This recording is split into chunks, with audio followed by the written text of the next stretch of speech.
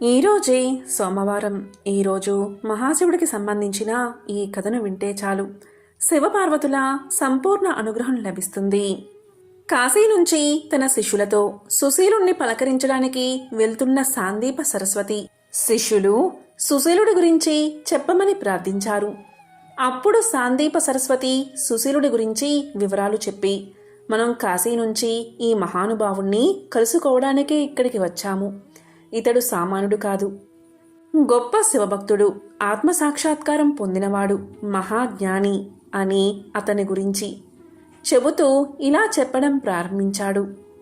పూర్వం సుశీలుడు అనే ఒక పేదవాడు భాగ్యనగరంలో పరమ దారిద్ర్యంలో ఉండేవాడు. అయినా అతనికి ఎప్పుడూ అతని స్థితిపై బాధ లేదు. ఎప్పుడూ శివధ్యానంలో మునిగిపోయి ఎవరేమన్నా ఏమీ పట్టించుకునేవాడు కాదు. సుశీలుడి చిన్నతనంలోనే తల్లిదండ్రులు గతించారు. ఇతనికి 2 అన్నలు, 2 అక్కలు, ఒక చెల్లి ఉన్నారు. వారందరికీ యుక్త వయస్సు రాగానే ఎవరికి వాళ్ళు తమకు తగ్గ జోడీతో పెళ్లి చేసుకున్నారు. చిన్నతనం నుంచి దైవభక్తిలో మునిగి తేలుతున్న సుశీలుణ్ణి వాళ్ళు అస్సలు పట్టించుకునేవారు కాదు. పైగా అతనిని ఎగతాళి చేసేవారు. అంతేకాక వారు తమ తమ జీవిత భాగస్వామిని పొందాక అతనిని తమ ఇంట్లో ఇటువంటి వాళ్ళు ఉండడం నామోషి అని విసుక్కునేవారు. దానితో సుశీలుడు ఇల్లు విడిచి వెళ్ళిపోయాడు. ఇంట్లో వాళ్ళే ఇలా ఉంటే ఇక బయట వాళ్ళ సంగతి చెప్పనవసరం లేదు కదా. ప్రతివాడు సుశీలుణ్ణి ఏదో విషయంలో అకారణంగా బాధించేవాడు. అదేమి విచిత్రమో, సుశీలుడు వయసు పెరుగుతుంటే ఆ భాగ్యనగరం గ్రామం కూడా పేరుకు తగ్గట్టే సంపన్న గ్రామంగా ఎదిగింది. పాపం ఈ సుశీలుడు తప్ప అక్కడ క్రమంగా పేదవాడు అన్నవాడు లేకుండా హాయిగా అందరూ భోగభాగ్యాలతో తులతూగుతున్నారు.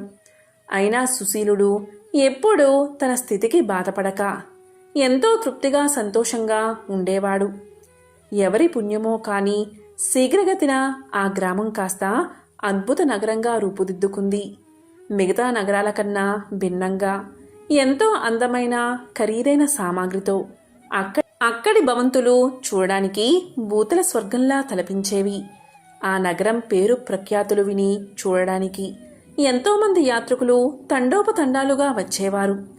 అక్కడి ప్రజలతో తమ పిల్లనిచ్చి సంబంధం కలుపుకోవడానికి ఉవ్వెల్లూరేవాళ్లు. అయితే సుశీలుడికి ఎవ్వరూ సహాయం చేసేవారు కాదు.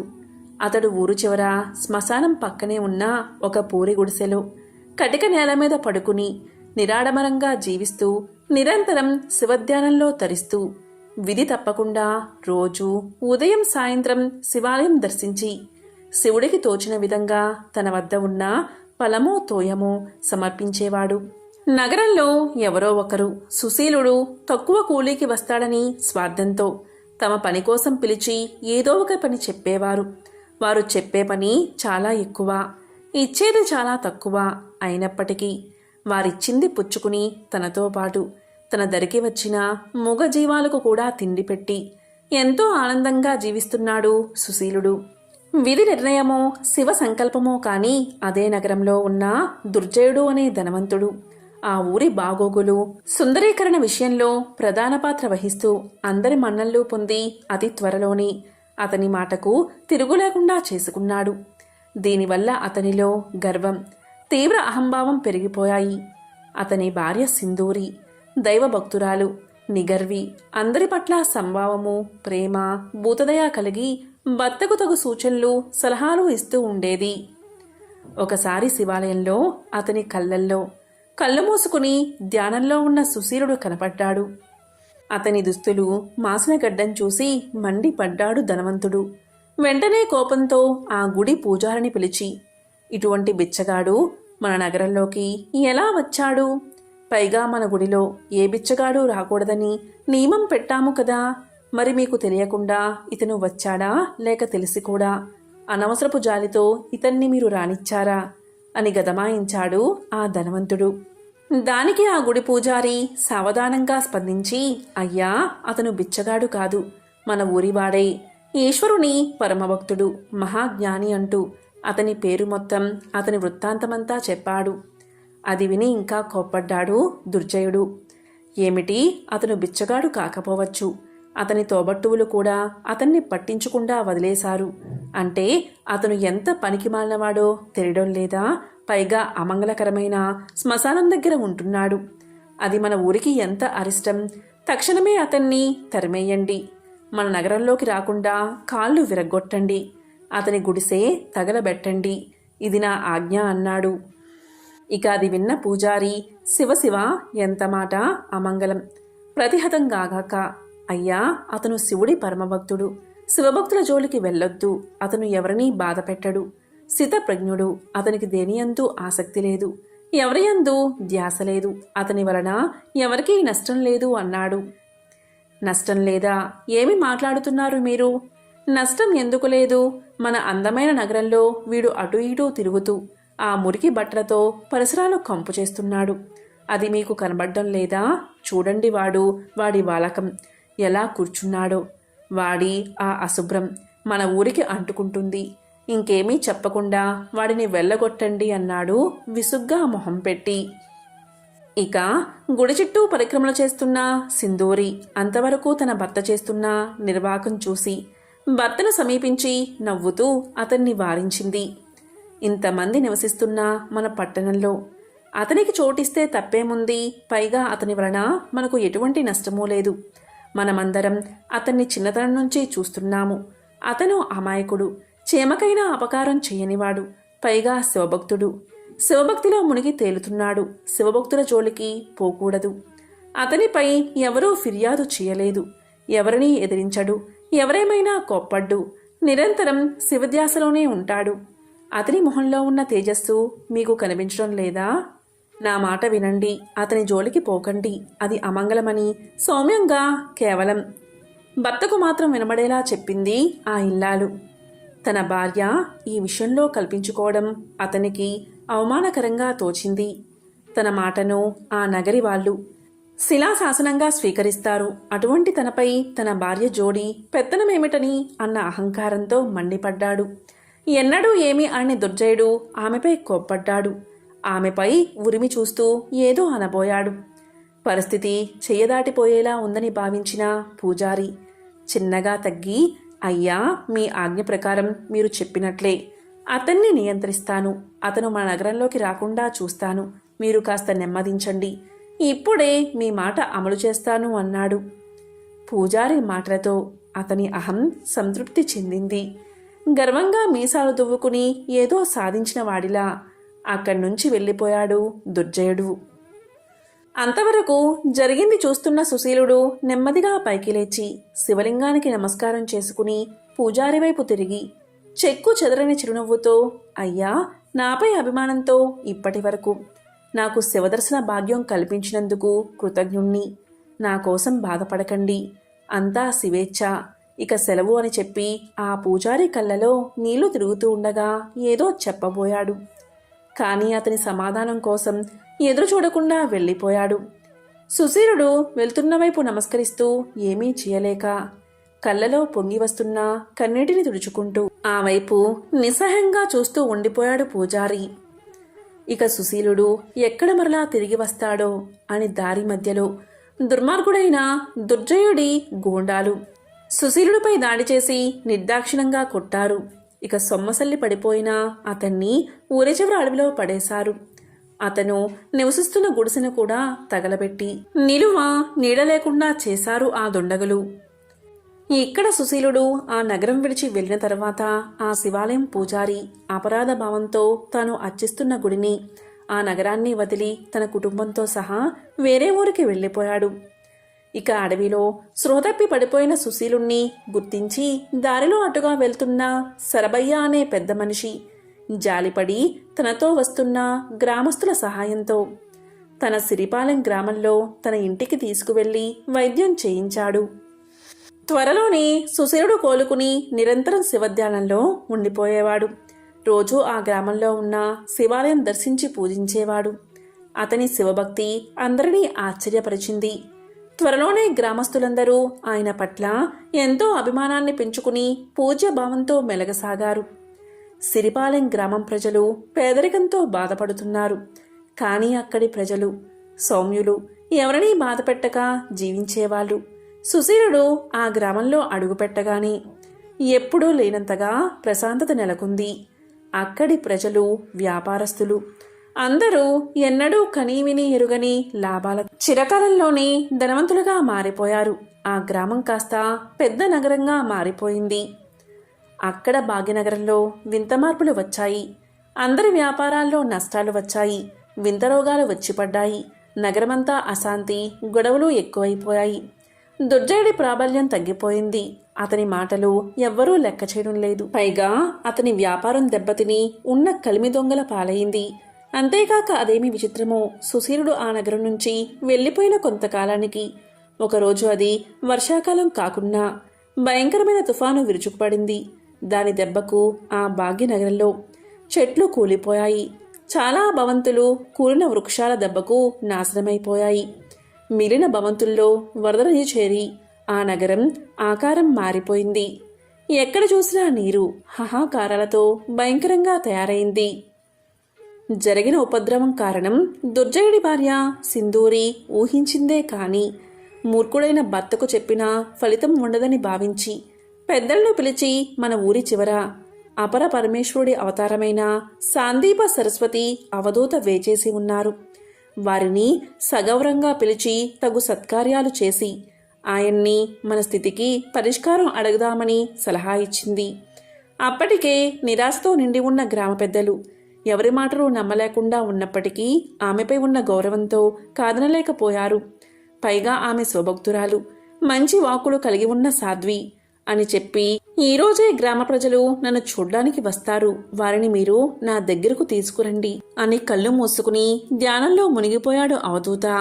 తన వద్దకు వచ్చిన గ్రామ ప్రజలను సాదరంగా ఆహ్వానించి వారు విషయం చెప్పకముందే వారు ఎందుకు వచ్చారో తనకు తెలుసని చెప్పాడు సాందీప సరస్వతి అవధూత. తను ఆ భాగ్యనగరంలోకి అడుగుపెట్టనని చెప్పాడు. ఇక గ్రామ పెద్దలు ఒకరి ముఖాలు ఒకరు చూసుకుని ఎందుకు తమపై అంత కఠినంగా ఉన్నారో చెప్పమని ప్రార్థించారు. అందుకు ఆయన చిరునవ్వు నవ్వి, ఎందుకో మీకు తెలియదా? మీకు తెలుసు. మీరు ఒక మహాస్వభక్తుణ్ణి అవమానించారు. పైగా అతనిపై భౌతికంగా కూడా దాడి చేశారు. అతను సాక్షాత్తు శివస్వరూపుడు. అతను మీ నగరం దాటిపోగాని అంతవరకు మీ నగరంలోకి అడుగు పెట్టడానికి సాహసించని దుష్టశక్తులు ఒక్కసారిగా విరుచుకుపడ్డాయి. మీ ఈ స్థితికి కారణమయ్యాయి అంటే మీరు విశ్వసిస్తారు. పైగా మీకు తెలియని మరొక విషయం ఉంది. మీరు ఇంతవరకు అనుభవిస్తున్న సంపద అంతా మీ గొప్పతనం, మీ ప్రతిభ వల్ల వచ్చింది అనుకుంటున్నారా? ఇదంతా ఆ మహానుభావుడి పుణ్యఫలమే. కానీ మీరు ఆయన చిన్నతనం నుంచి మీరందరూ ఆయన పట్ల ఏ మానవుడు ప్రవర్తించని విధంగా ప్రవర్తించారు. ఆయన ఎవరో ఇప్పటికైనా గుర్తుకు వచ్చిందా అన్నాడు కాస్త కోపంగా ముఖం పెట్టి. దీంతో గ్రామ పెద్దల ముఖాలు మాడిపోయాయి. అతనెవరో వారికి అర్థమైంది. తాము ఎంత పెద్ద అపచారం కాదు పాతకం లేదా అంతకన్నా పెద్ద తప్పు చేశామని అర్థమైంది. కోపంగా ఏమీ పట్టనట్లు పక్కనో కూర్చుని చూస్తున్న దుర్జయుడి వైపు చూశారు. అప్పుడా అవధూత వారిని చూసి ఒక నిట్టూర్పు విడిచి, బిడ్డలారా, ఈ దుర్జయుడిని తప్పు పట్టకండి. తప్పు మాత్రం అతనిదే కాదు. అతను చేస్తున్న పనిని మీలో ఇద్దరు తప్ప మిగిలిన వారెవరూ ప్రతిఘటించలేదు. అతను ఏమి చేసినా సరైనదే అని భావించారు. అందరూ అదే తప్పు చేశారు. తప్పు చేయని ఆ ఇద్దరు ఎవరో మీకు తెలుసు. అయినా చెబుతాను వినండి. ఆ ఇద్దరిలో ఒకరు మీరందరూ నా దగ్గరికి రావడానికి కారణమైన ఈ పరమసాధ్వి సింధూరి, మరొకరు ఆ శివభక్తుడైన గుడి పూజారి. అతను మిక్కిలి బాధతో అయిష్టంగా తనకిష్టమైన గుడిని వదిలిపెట్టి పూర్వీకుల నుంచి వచ్చిన ఇల్లు, ఆస్తిని, ఊరును వదిలి తన కుటుంబంతో సహా వేరే ఊరికి వెళ్ళిపోయాడు. మీరెవరూ అతన్ని ఆపలేదు సరికదా? అతడు సుశీలుణ్ణి సమర్థించాడని భావించి అతను వెళ్ళిపోతుంటే పీడ వదిలిందని భావించారు. అది మరొక క్షమించరాని తప్పు. ఇలా మీరు జరుగుతున్న తప్పులను సమర్థించడం ఫలమే ఇది. మీకు తెలియదా? స్వభక్తులను అవమానించడం అంటే సాక్షాత్తు ఆ పరమశివుణ్ణి అవమానించడమే. ఇప్పటికైనా అర్థమైందా అన్నాడు అవధూత. దీంతో గ్రామస్తులందరూ ఒక్కసారిగా అవధూత కాళ్ల మీద పడి సాష్టాంగపడి తమ తప్పు తెలిసి వచ్చిందని క్షమించమని వేడుకున్నారు. అక్కడే నిలబడి ఉన్న సుశీలుడి తోబట్టువులు సుశీలుడి యొక్క గొప్పతనం విని సిగ్గుతో తలవంచుకున్నారు. దీంతో ఆ అవధూత ఇలా చెప్పాడు, ఇకనైనా బుద్ధిగా మెలగండి. మీరు చేసిన దానికి ప్రాయశ్చిత్తంగా మీరు భక్తితో ఆ శివుణ్ణి ప్రార్థించి కాశీ వెళ్ళి కాలభైరవుడి పాదాలపై పడి క్షమించమని ప్రార్థించండి. గంగానదిలో స్నానం చేసి సాక్షి గణపతి దర్శనం చేసుకుని తర్వాత కాశీ విశ్వనాథుణ్ణి దర్శనం చేసుకుని మీ తప్పులు తెలుసుకుని ఆయన్ని క్షమించమని ప్రార్థించండి. ఈ విధంగా 9 రోజులు చేసి తిరిగి మీ నగరానికి ప్రయాణం చేసే ముందు ఆఖరిగా ఆ కాశీ విశ్వేశ్వరుడి సోదరి గవ్వలమ్మను దర్శించి ఆమెకు కూడా క్షమాపణలు చెప్పి తిరిగి నా దగ్గరకు రండి. అప్పుడు నేను మీరు చేయవలసిన ఆఖరి ప్రాయశ్చిత్తం చెబుతాను అన్నాడు అవధూత. ఇక గ్రామ ప్రజలు కాశీయాత్ర దిగ్విజయంగా పూర్తి చేసి సాందీప సరస్వతి అవధూతను దర్శించుకున్నారు. అప్పుడు అవధూత ఇలా చెప్పాడు, మీరు సుశీలుణ్ణి క్షమించమని వేడుకోండి అని చెప్పగా గ్రామ పెద్దలు సుశీలుడు ఎక్కడ ఉన్నాడో ఏ ఊరిలో ఉన్నాడో తెలుసుకోవడం ఎలాగో అర్థం కాలేదు.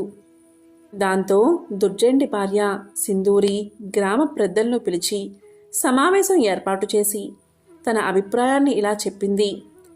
ఓ పెద్దలారా, సుశీలుడు సామాన్యుడు కాదు. అతను ఎక్కడ ఉంటే ఆ ప్రాంతం సుభిక్షంగా ఉంటుంది అని చెప్పగా ఆ మాటలు విన్న ఒక వ్యాపారవేత్త ముందుకు వచ్చి అటువంటి ఊరు తనకు తెలుసని, దాని పేరు సిరిపురమని, అది మన నగరానికి సుమారు 50 మైళ్ళ దూరంలో ఉందని చెప్పాడు.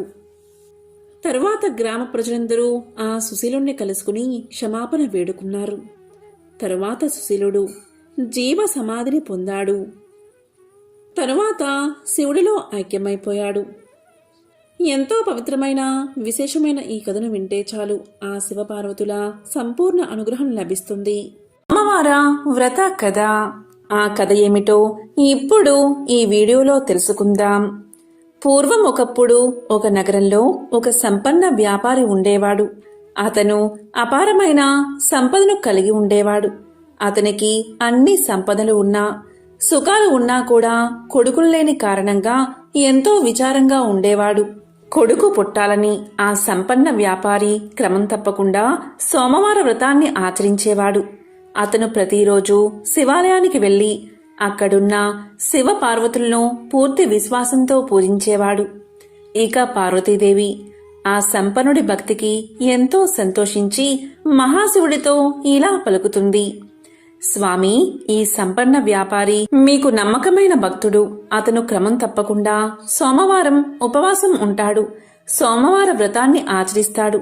కాని ఇప్పటికీ అతనికి కొడుకులు లేరు. అతను ఎంతో భక్తి శ్రద్ధలతో సోమవార వ్రతాన్ని ఆచరిస్తున్నాడు కనుక అతని కోరిక తీర్చండి అని అడుగుతుంది.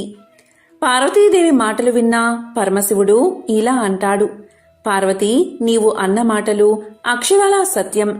నీవు కోరినట్లు అతనికి వరాన్ని ప్రసాదిస్తున్నాను.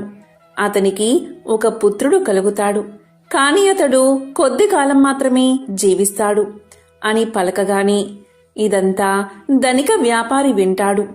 ఇలా పార్వతీ పరమేశ్వరులు మాట్లాడుకోవడం, సోమవార వ్రత ఫలితం వల్ల వారి మాటలు ఈ ధనిక వ్యాపారికి వినబడతాయి. కాలక్రమేణా ఆ వ్యాపారి భార్య ఒక అందమైన కొడుకుకు జన్మను ఇస్తుంది. ఇక దీంతో ఆ ధనికుడి ఆనందానికి అవధులు లేకుండా పోతాయి. అతను కొడుకు పుట్టినందుకు గాను గొప్ప ఆడంబరంగా అందరికీ తెలిసేలా పండుగలు జరుపుకుంటాడు. ఆ రోజు పేదలకు అన్నదానం, బట్టలు మరియు ధనాన్ని పంచిపెడతాడు. ఇక అక్కడికి వచ్చిన వారంతా అతని కుమారుడు నిండు నూరేళ్లు జీవించేలా ఆశీర్వదిస్తారు.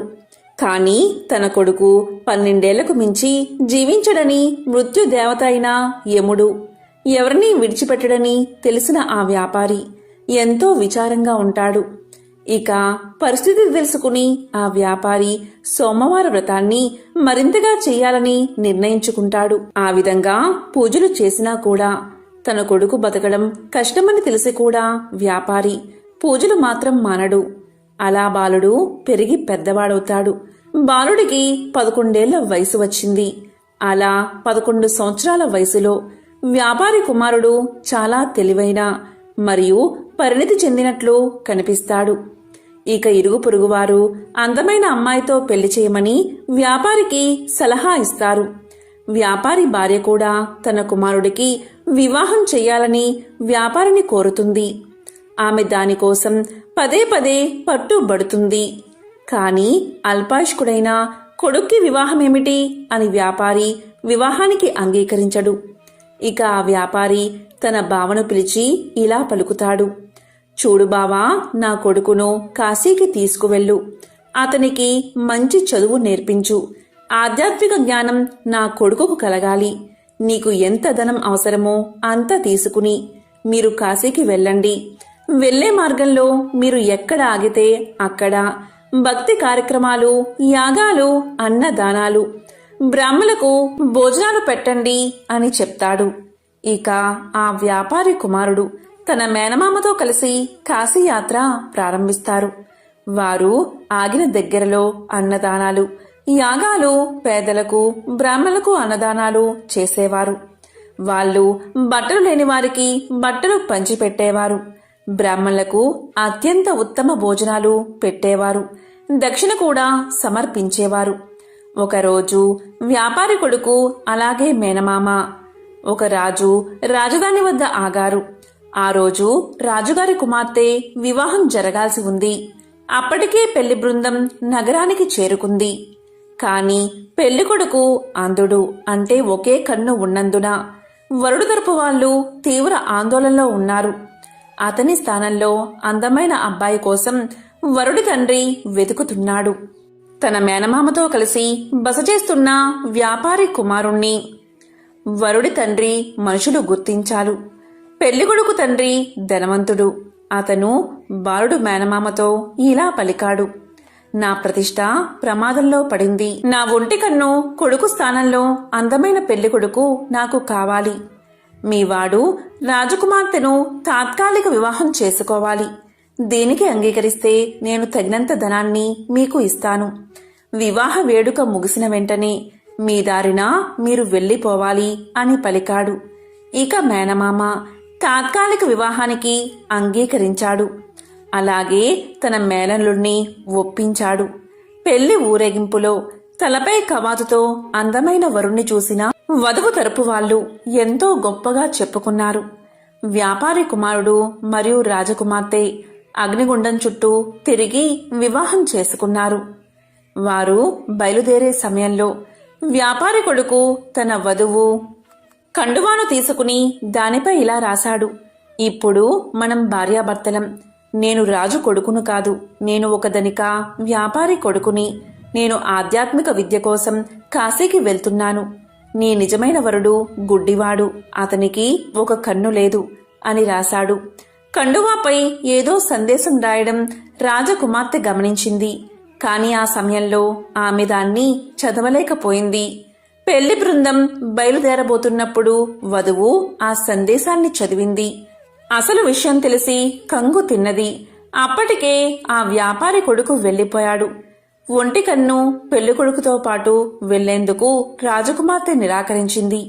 ఇక పెళ్లి బృందం వధువు లేకుండానే తిరిగి తమ రాజ్యానికి వెళ్లిపోయింది. ఇక వ్యాపారి కొడుకు కాశీకి చేరుకుని ఆధ్యాత్మిక అధ్యయనానికి పూర్తిగా అంకితమయ్యాడు. అతని మేనమామ శివుడి పేరు మీద భక్తి కార్యక్రమాలు ఏర్పాటు చేసి తన సోదరి కుమారుడి శ్రేయస్సు కోసం ప్రతిరోజు విరాళాలు ఇచ్చేవాడు. ఇలా ఉండగా అతనికి 12 వచ్చాయి.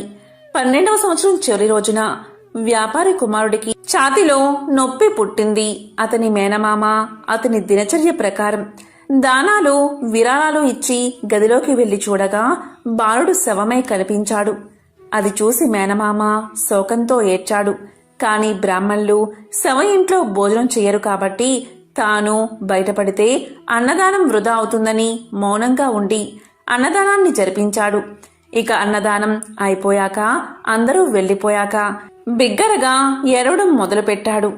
చాలామంది ఆయన చుట్టూ చేరారు. అదృష్టం కొద్దీ శివుడు, పార్వతీదేవి కూడా ఆ ఇంటి బయటగా వెళ్తున్నారు.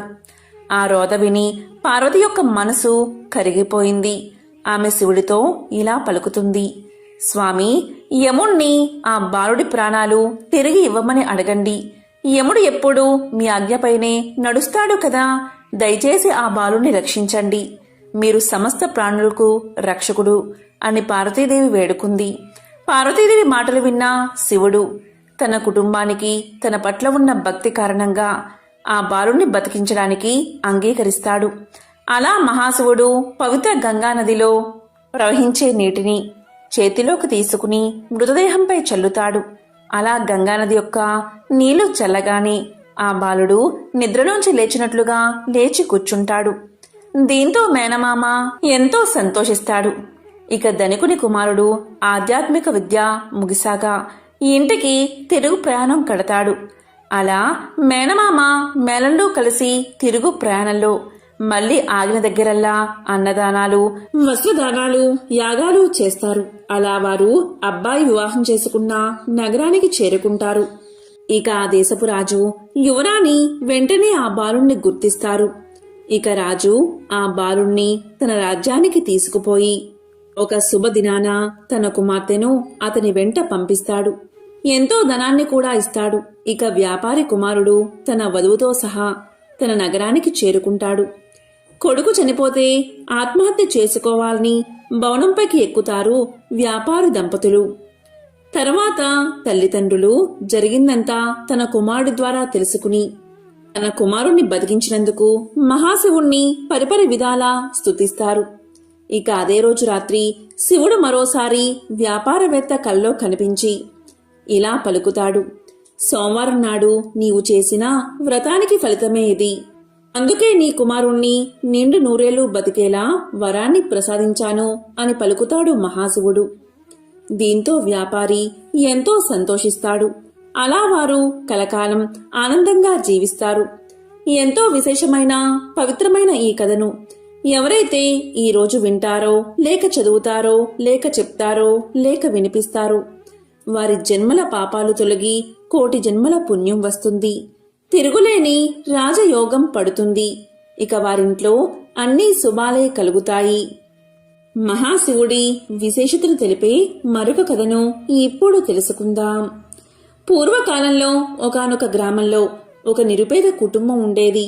ఆ పేద దంపతులకు 2 కుమార్తెలు, 1 కుమారుడు ఉన్నారు.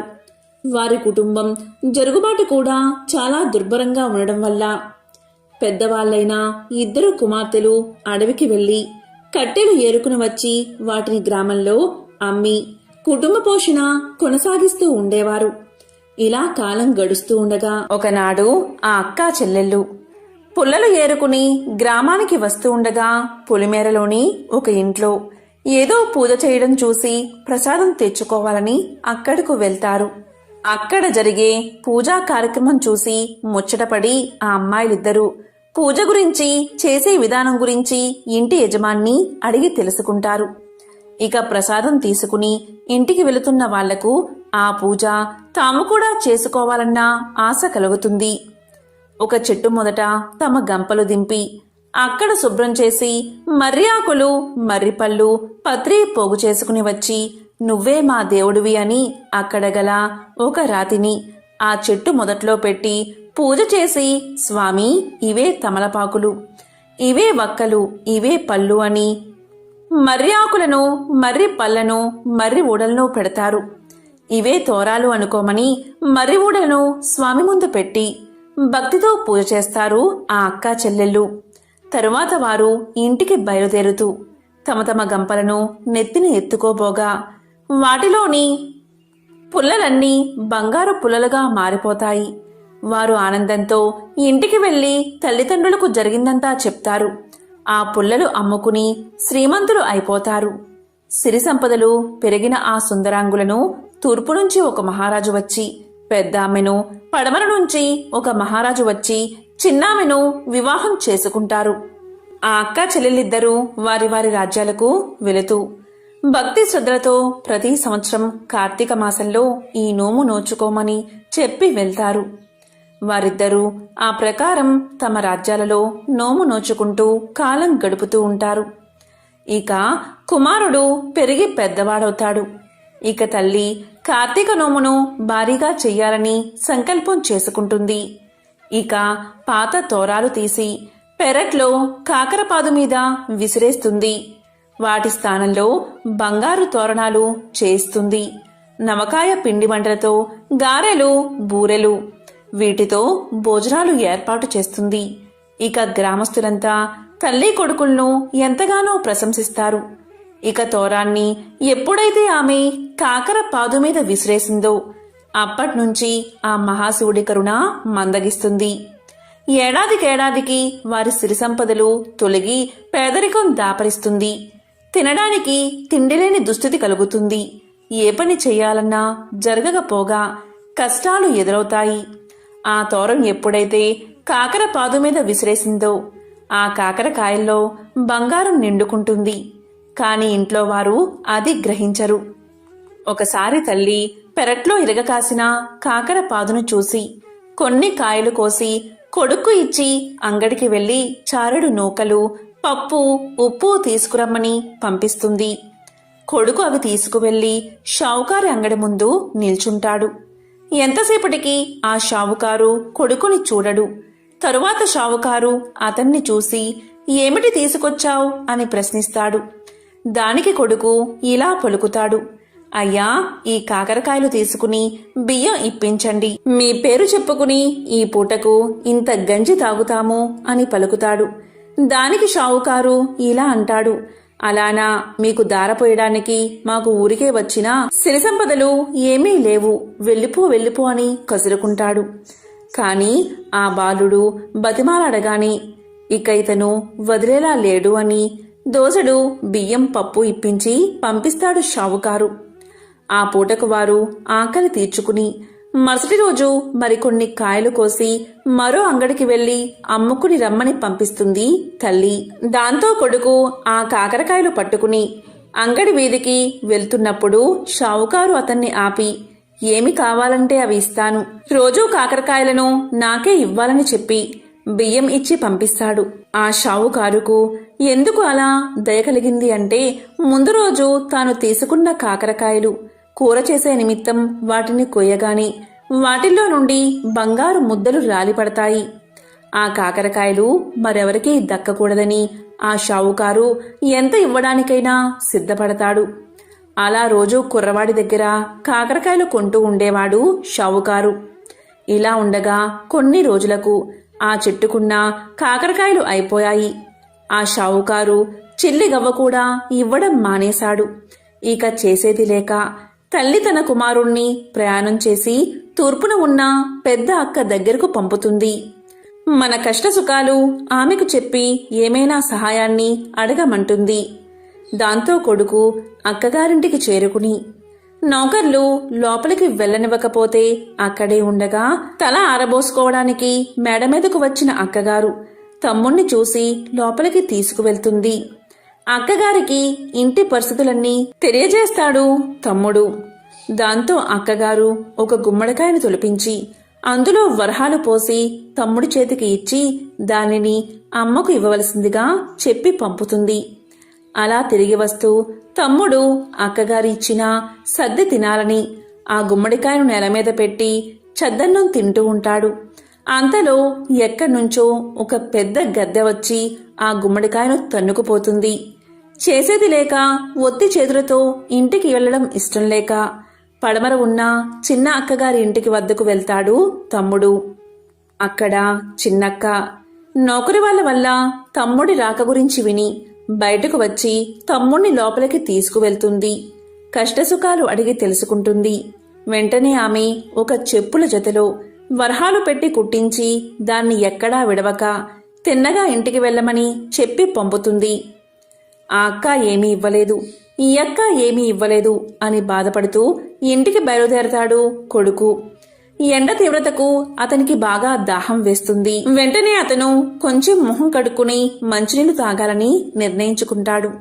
అక్కగారు ఆ చెప్పుల జతను ఎక్కడా విడవద్దని చెప్పడం వల్ల చెప్పులతోనే చెరువులోకి దిగుతాడు అతను.